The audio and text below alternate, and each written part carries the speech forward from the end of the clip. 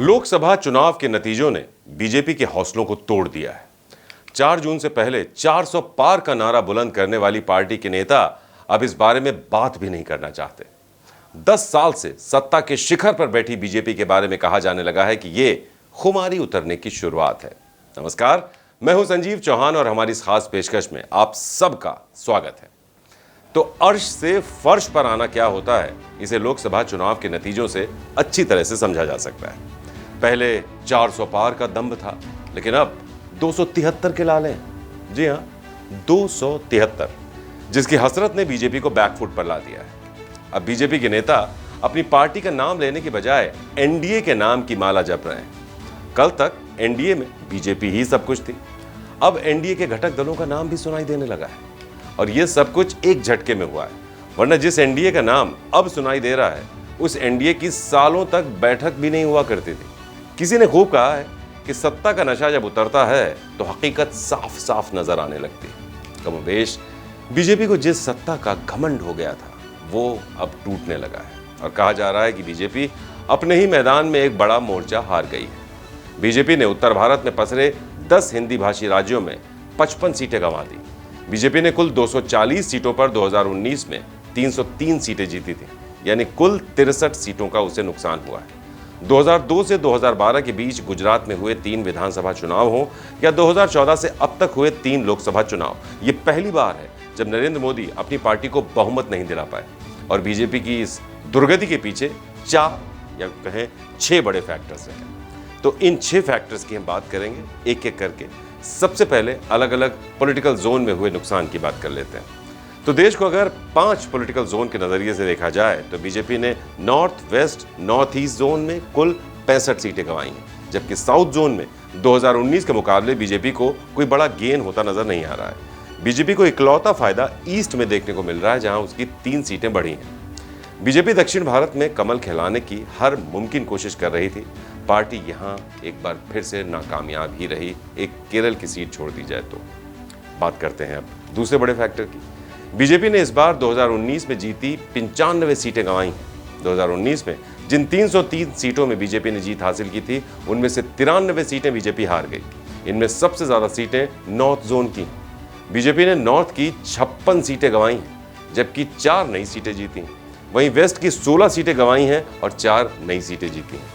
देश भर में बीजेपी ने केवल 33 नई सीटें ही जीती हैं, जिसके चलते पार्टी के विस्तार के इरादों पर भी अब पानी फिरता नजर आ रहा है।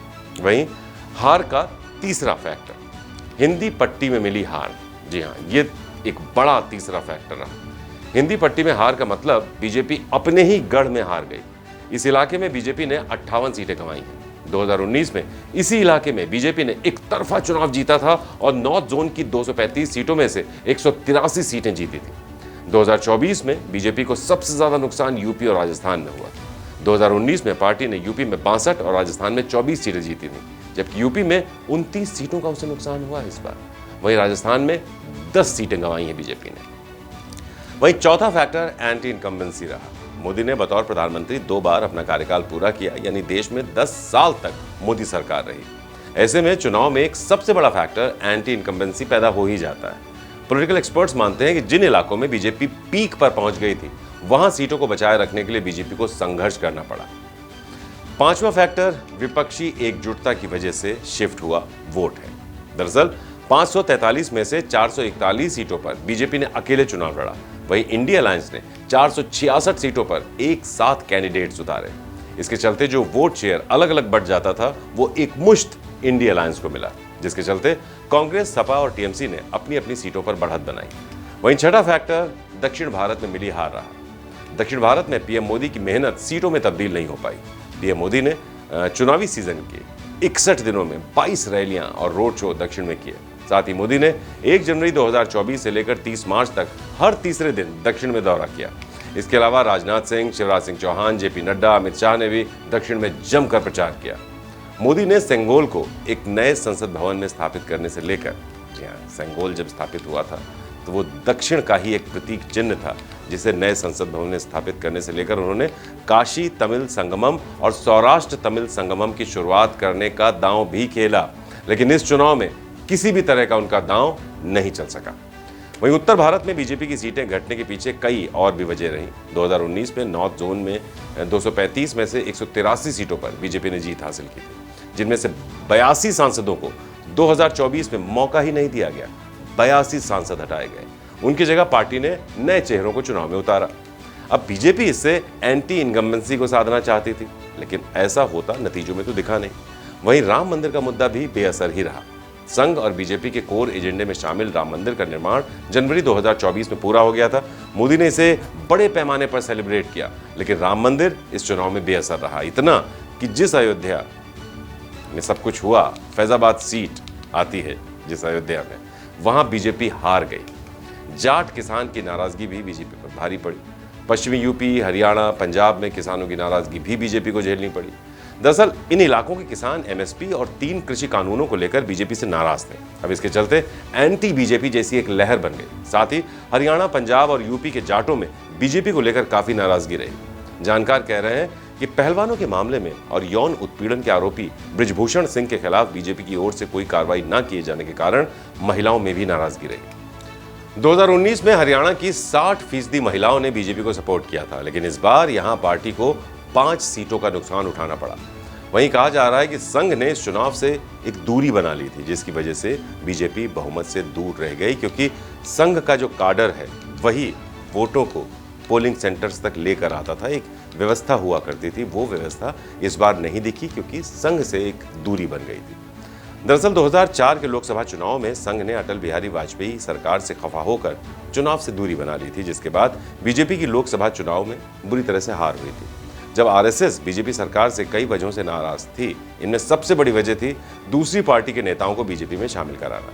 और अब कहा जा रहा है कि बीजेपी ने अपनी गलती को फिर से दोहराया है। इस बार माना जाता रहा है कि बीजेपी की उपलब्धियों को जनता तक पहुंचाने और कार्यकर्ताओं को प्रशिक्षित करने में संघ की बड़ी भूमिका होती आई, लेकिन इस बार लोकसभा चुनाव में दोनों चीजें नहीं देखी गई, क्योंकि संघ की एक दूरी सी रही। बल्कि यूं कहा जा सकता है कि बीजेपी ने संघ का सहयोग मांगा ही नहीं। पूरे देश में फैले और आम लोगों के बीच सामाजिक कार्यों में लगे आरएसएस के प्रचारक और स्वयंसेवक चुनाव प्रक्रिया के दौरान पूरी तरह से निष्क्रिय दिखे, जिसके चलते बीजेपी को खामियाजा भुगतना पड़ा। इससे पहले 2004 के लोकसभा चुनाव में आरएसएस के स्वयंसेवकों की ऐसी निष्क्रियता देखने को मिली थी, जिसकी वजह से इंडिया शाइनिंग के नारे के बावजूद बीजेपी को सत्ता से बाहर होना पड़ा था। कहा यह जा रहा है कि संघ को मोदी के नेतृत्व पर कोई आपत्ति नहीं है, लेकिन बीजेपी ने इस बार संघ के सहयोग के बिना ही अब की बार 400 पार के लक्ष्य को हासिल करने का फैसला किया। यह फैसला औंधे मुंह गिरता नजर आया। माना जा रहा है कि बीजेपी ने इस बार लोकसभा चुनाव में दूसरे दलों से आए 100 लोगों से ज्यादा लोगों को टिकट दिया, और कहा जा रहा है कि संघ इस बात से खफा था। दूसरे दलों के साथ आए ऐसे नेताओं के साथ क्षेत्र में सक्रिय स्वयं सेवकों के साथ समन्वय बनाना भी आसान नहीं था। आपको बता दें कि बीजेपी में पहले भी बाहरी नेताओं को पार्टी में शामिल कराने का चलन रहा है। मसलन असम गण परिषद से सर्बानंद सोनोवाल और कांग्रेस से हेमंत बिस्व शर्मा को लाकर बीजेपी सफलता की कहानी लिख चुकी है।